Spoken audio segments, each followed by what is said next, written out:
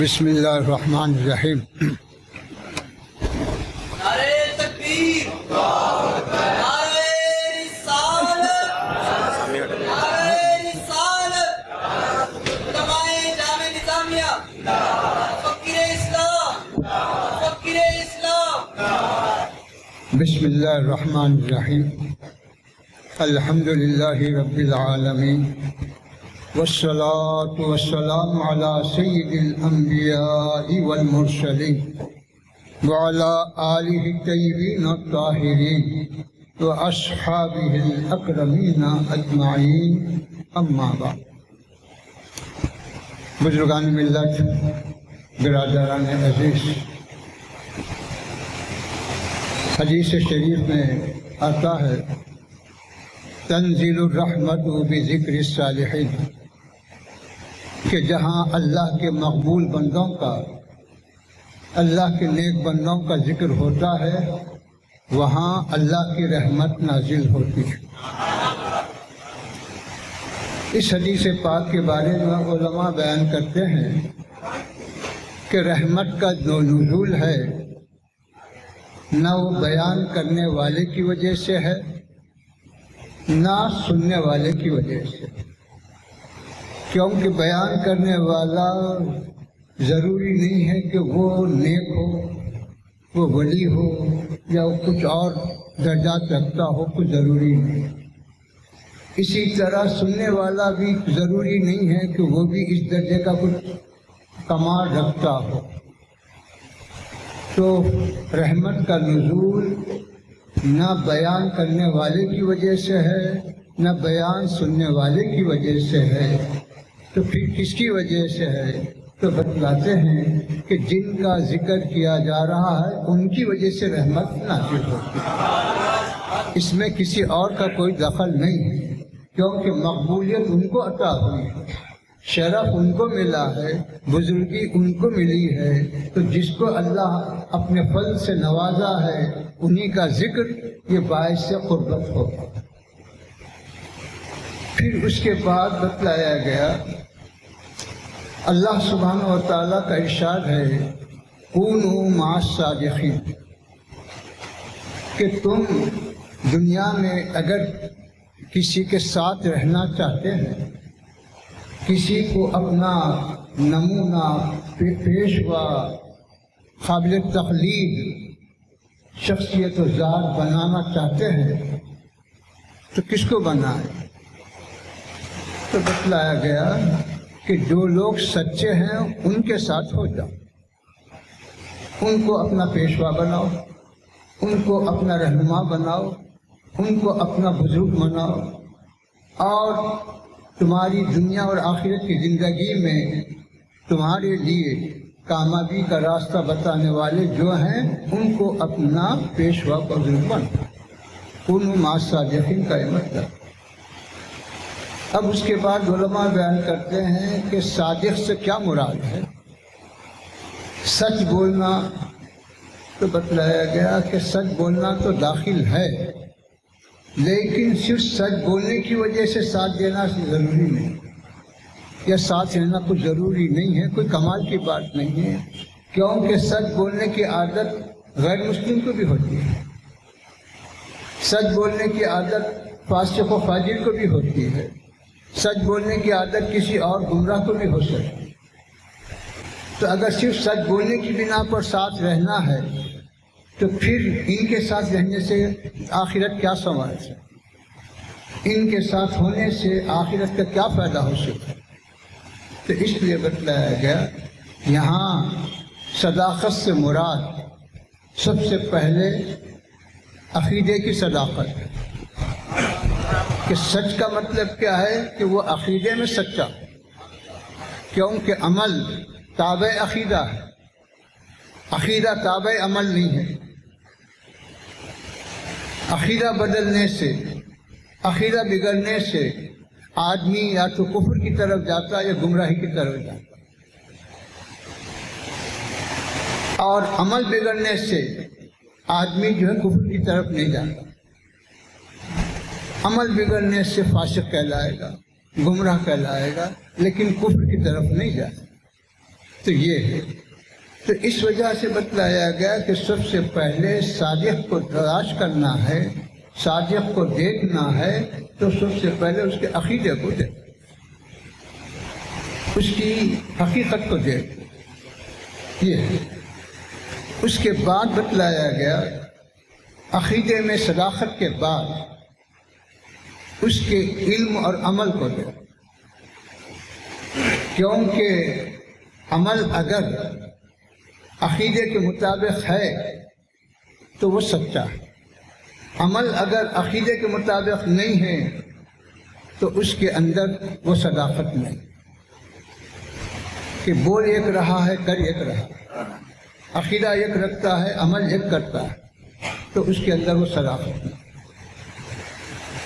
اسی وجہ سے آپ اہل علم ہیں، جانتے ہیں، اگر کوئی راوی روایت کرتا ہے اور اس روایت کے خلاف عمل کر رہا ہے تو آپ نے پڑھا ہے اصول حدیث میں کہ اس کی روایت قابل قبول نہیں۔ اب حسن ظن کے طور پر یا تو اس کو منسوخ سمجھیں گے یا بھول سمجھیں گے یا کچھ اور سمجھیں گے، کہ راوی کا اپنی روایت کے خلاف عمل ہو تو وہ روایت ہمارے لیے حجت نہیں بنی۔ تو اس لیے بتلایا گیا کہ حجت ہونا ہے، دلیل ہونا ہے، تو پھر عقیدہ اور عمل دونوں برابر، دونوں میں یکسانیت ہونا، دونوں میں صداقت ہونا، تو وہ عمل صحیح۔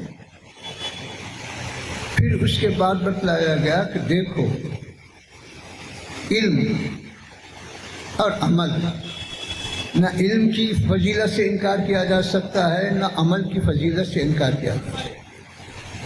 علم کی اہمیت اپنی جگہ حق ہے، عمل کی فضیلت اپنی جگہ حق ہے، اس میں کوئی شک و شبہ کی گنجائش نہیں ہے، اس میں کوئی اختلاف کی بات نہیں۔ لیکن یہ بات بھی اسلام بتلاتا ہے کہ اس علم کے حاصل کرنے میں کسی مذہب یا عقیدے کی کوئی قید یا شرط نہیں، علم کسی سے بھی لیا جا سکتا ہے، کسی سے بھی حاصل کیا جا سکتا ہے۔ وہاں یہ نہیں دیکھیں گے کہ یہ مسلم ہے یا کافر، وہاں یہ نہیں دیکھیں گے یہ صالح ہے یا فاسق، وہاں یہ نہیں دیکھیں گے یہ اپنا ہے یا پرا ہے۔ علم کسی سے بھی لیا جا سکتا ہے، لیکن دین ہر ایک سے نہیں لیا جا سکتا۔ دین کے لیے دیندار ہونا شرط ہے، کیونکہ بے دین سے دین نہیں مل سکتا۔ تو یہ فرق ہے، یہ شرط ہے کہ دین کا حصول ہر ایک سے نہیں ہو سکتا، وہ صرف دیندار سے ہی ہو سکتا ہے، مقبول سے ہی ہو سکتا ہے، محبوب سے ہی ہو سکتا ہے۔ تو اس لیے کونوا مع الصادقین میں دیندار ہی سے جو ہے صحبت اختیار کی جائے گی، انہی کو اپنا ساتھی، اپنا پیشوا اور اپنا رہنما بنایا جائے گا۔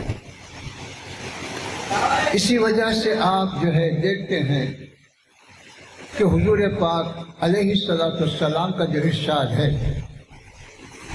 کہ میرے صحابہ ستاروں کی طرح ہیں۔ ستاروں کا کام کیا ہے؟ ستاروں کا کام روشنی دینا۔ کوئی بھی ستارہ وہ روشنی ہی دیتا ہے۔ اب کسی کی روشنی زیادہ ہوگی، کسی کی روشنی کم ہوگی، لیکن روشنی سب میں مشترک ہے، روشنی سے کوئی خالی نہیں ہے۔ تو اس لیے بتایا گیا کہ ہدایت بھی کیا ہے؟ روشنی۔ گمراہی اندھیرا ہے، ہدایت روشنی ہے۔ تو اس لیے بتلایا گیا کہ میرے صحابہ ستاروں کے مانند ہیں، کا مطلب یہ ہے کہ سب کے سب ہدایت دینے والے ہیں، یہ نور دینے والے ہیں، روشنی دینے والے ہیں۔ ان کے اندر گمراہی کا، ان کے اندر کسی اور جو ہے فسق و فجور کا یا کفر کا کوئی شائبہ نہیں ہو سکتا۔ یہ تو اب رہا بتقاضے بشریت صحابہ سے خطائیں ہوئیں، لیکن خطا کی وجہ سے ان کی صحابیت متاثر نہیں ہو سکتی، ان کی فضیلت ختم نہیں ہو سکتی۔ علماء بتلاتے ہیں کہ باپ اور بیٹا کا جو رشتہ ہے وہ بحیثیت انسان، باپ بھی انسان ہے، بیٹا بھی انسان۔ انسان کی جو ضروریات ہیں، دینی ضرورت ہو یا دنیاوی ضرورت ہو، وہ سب کے لیے یکساں، باپ کے لیے بھی یکساں ہے، بیٹے کے لیے یکساں۔ اگر باپ کسی کا غلطی کر رہا ہے،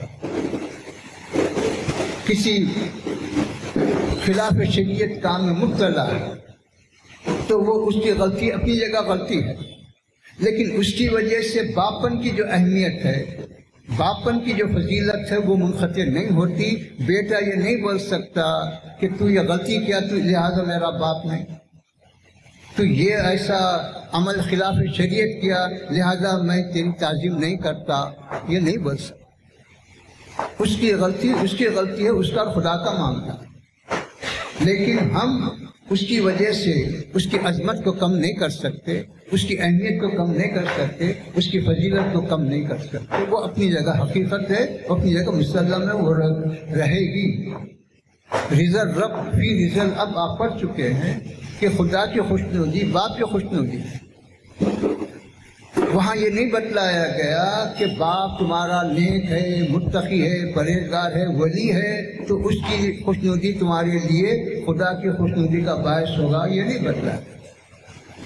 باپ فاسق ہوگا، فاجر ہوگا، عالم ہوگا، غیر عالم ہوگا، کیسا بھی ہوگا، لیکن تمہارا باپ ہے، اس کے لیے تم پر لازم ہے کہ اس کا ادب کرے، اس کا حق ادا کرے، اس کے ساتھ حسن سلوک کرے۔ یہاں قید نہیں لگایا گیا، ہاں یہ بات بتلائی گئی کہ لا طاعت فی معصیت اللہ، اللہ کی معصیت جہاں ہوگی وہاں نہ باپ کی اطاعت کی جائے گی نہ کسی اور کی اطاعت، مخلوق کی اطاعت معصیت الہی میں نہیں ہے۔ جہاں معصیت نہیں ہے وہاں اطاعت، جہاں معصیت ہے وہاں اطاعت نہیں ہے۔ تو اس طرح سے بتلایا گیا کہ یہ دنیا میں انبیاء کرام علیہ السلام کے بعد سب سے بہتر، سب سے اعلیٰ، سب سے افضل جماعت اگر ہے تو وہ صحابہ کی جماعت۔ صحابہ سے بڑھ کر، صحابہ سے افضل دنیا میں کوئی جماعت نہ پیدا ہوئی نہ پیدا ہو سکتی، انبیاء کے بعد نہ ہوئی نہ ہو سکتی۔ یہ اہل سنت و جماعت کا اٹوٹ عقیدہ ہے، یہ بالکل قطعی عقیدہ۔ اور صحابی کی تعریف آپ پڑھ چکے ہیں، صحابی کی تعریف میں آپ نے کہیں یہ نہیں پڑھا کہ جو فاضل کی سند لیا، کامل کی سند لیا، یا اتنی نمازیں پڑھا، یا اتنے روزے رکھا، یا اتنے زکوٰۃ دیا، یا اتنے حج کیا، اس میں کوئی شرط صحابی کے لیے نہیں۔ صرف صحابی کی تعریف اتنی ہی کہی گئی کہ جو شخص ایمان کی حالت میں حضور پاک علیہ السلام کو ایک لمحے کے لیے دیکھ لیا، آپ کا دیدار حاصل ہو گیا تو وہ صحابی۔ بس صحابی کی تعریف مختصر اتنی ہی فقہاء نے کی، محدثین نے بھی یہی کی، اور دیگر مفسرین اور متکلمین سبوں نے یہی کہا۔ ایک سیکنڈ کا دیدار اس کو جو ہے ساری کائنات سے افضل بناتی۔ لاکھوں نمازیں ایک طرف ہیں، ہزاروں حج ایک طرف ہیں، تمہاری تمام عبادتیں ایک طرف ہیں، اور ایک سیکنڈ کا دیدار اس سے اعلیٰ افضل ہے۔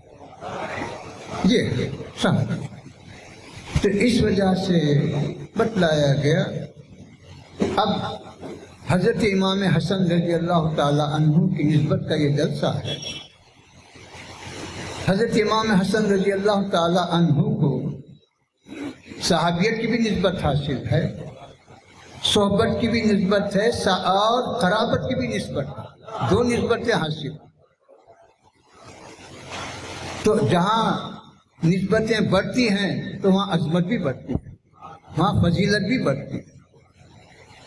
تو آپ صحابی ہیں، آپ کو جنت کی خوشخبری دی گئی، آپ جنتی ہیں، نہ صرف جنتی ہیں بلکہ جنتی نوجوانوں کے سردار بھی آپ بھی ہیں اور آپ کے بھائی حضرت امام حسین بھی ہیں، یہ دونوں کو یہ بشارت دی گئی۔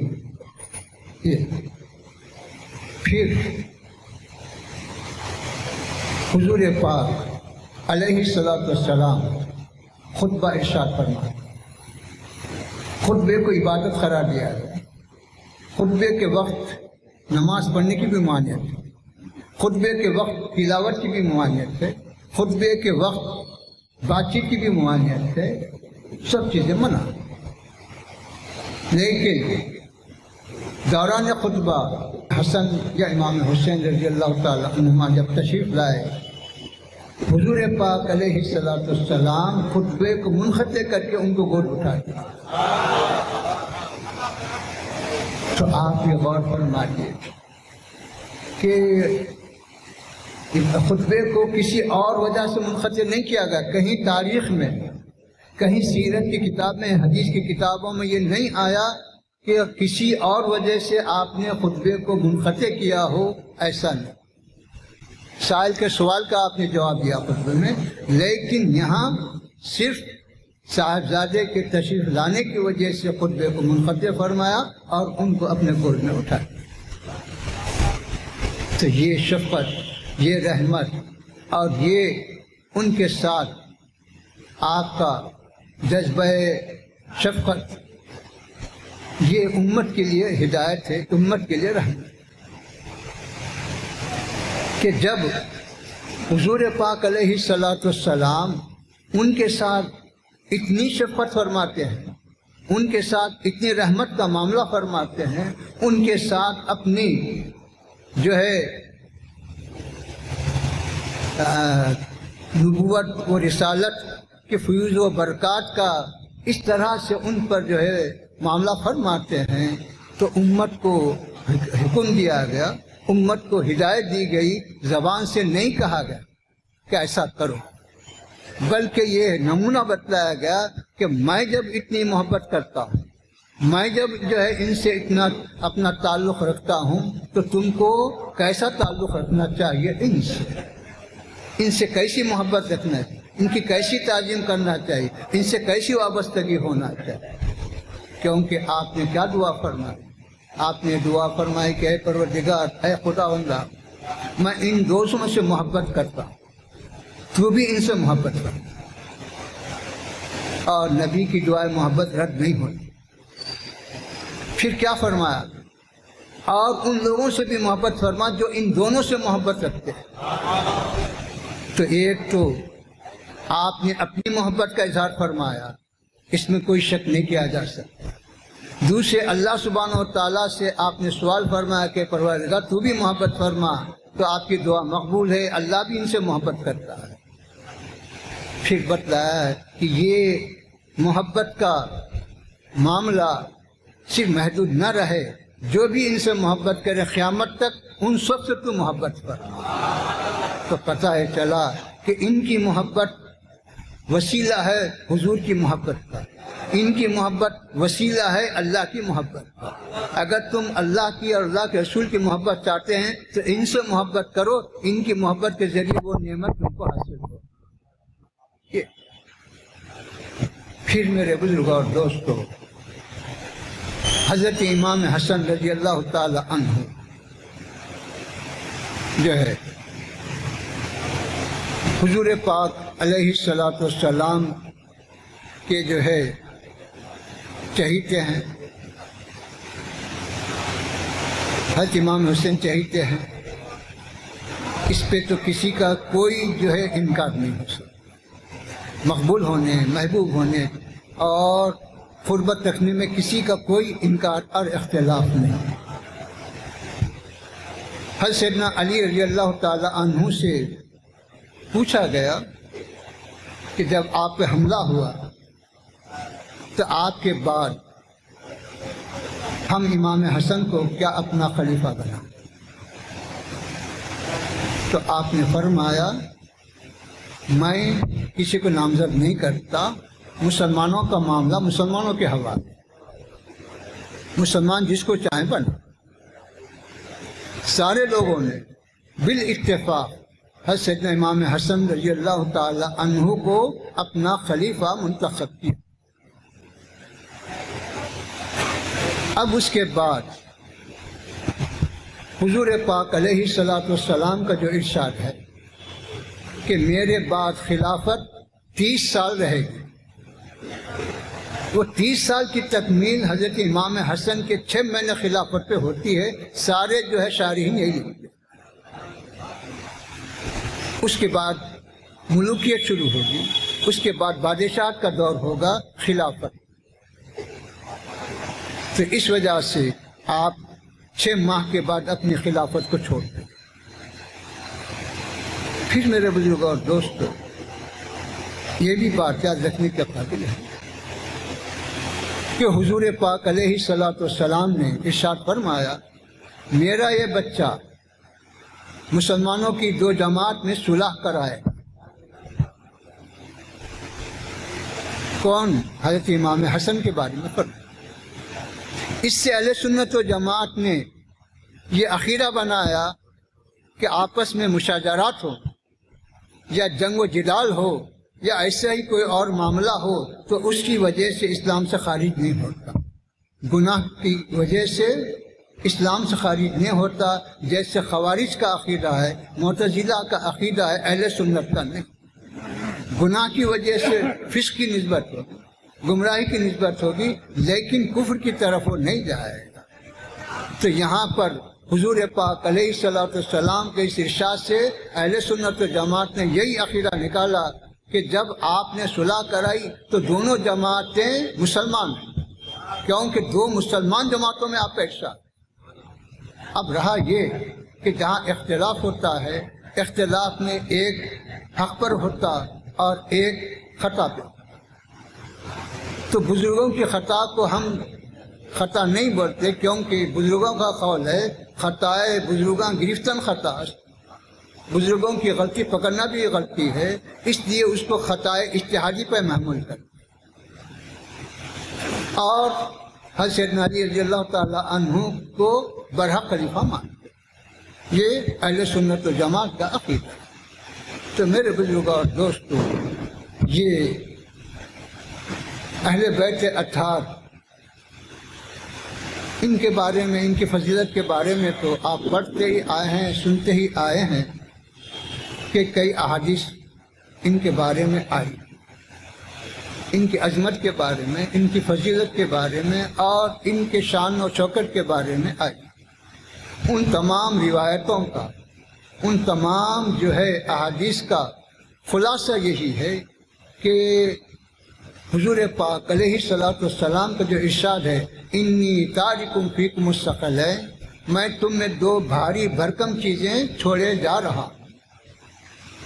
ایک روایت میں تو یہ ہے کہ قرآن اور اہل بیت، دوسری روایت میں قرآن اور سنت 2 بھی آئے ہیں، لیکن جیسا کہ محدثین کا طریقہ ہے، سنت کی جو روایت ہے وہ منقطع ہے اور اہل بیت کی جو روایت ہے وہ متصل ہے۔ تو ترجیح جو متصل روایت کو دیتے ہیں محدثین، یہ ہے دونوں میں کوئی تضاد بھی نہیں ہے، کوئی اور بھی نہیں ہے، یہ بھی ہے وہ بھی ہے، لیکن اس سے پتہ چل رہا ہے کہ جہاں پر ہم قرآن کو اپنا جو ہے ہدایت کا سر چشمہ سمجھ رہے ہیں، قرآن کو جہاں ہم ذریعہ ہدایت سمجھ رہے ہیں، وہیں پر ہم کو چاہیے کہ اہل بیت اطہار کو بھی سر چشمہ ہدایت سمجھے اور ہدایت کا نمونہ سمجھے اور ہدایت کا وسیلہ اور ذریعہ سمجھے۔ یہ ہم کو اس امت کو اس کی تعلیم دی گئی ہے۔ تو حضرت امام حسن رضی اللہ تعالی عنہ کی عظمت اور شان اور ان کے فضائل یہ سب کے سب مسلمات سے، اس میں کسی کا کوئی اختلاف نہیں ہو سکتا۔ اہل سنت و جماعت کے پاس یہ مسلمہ حقیقت ہے۔ تو اس طرح اس کا جو اہتمام کیا گیا، اس کا جو آپ کی یاد میں اور آپ کی شان میں یہ جلسہ منعقد کیا گیا، یہ سب کے لیے ہمارے لیے باعث رحمت و باعث برکت ہے۔ میں دعا کرتا ہوں کہ اللہ ہمارے اس نذرانے کو قبول فرمائے اور آپ کے ساتھ ہمیشہ وابستگی رکھنے کی توفیق عطا فرمائے۔ اور اہل بیت اطہار صحابہ کرام کی محبت و الفت پر ہمارا خاتمہ ہو۔ صلی اللہ تعالی علی خیر خلقہ و نور عرشہ و علی آلہ الطیبین و اصحابہ الاکرمین اجمعین برحمتہ۔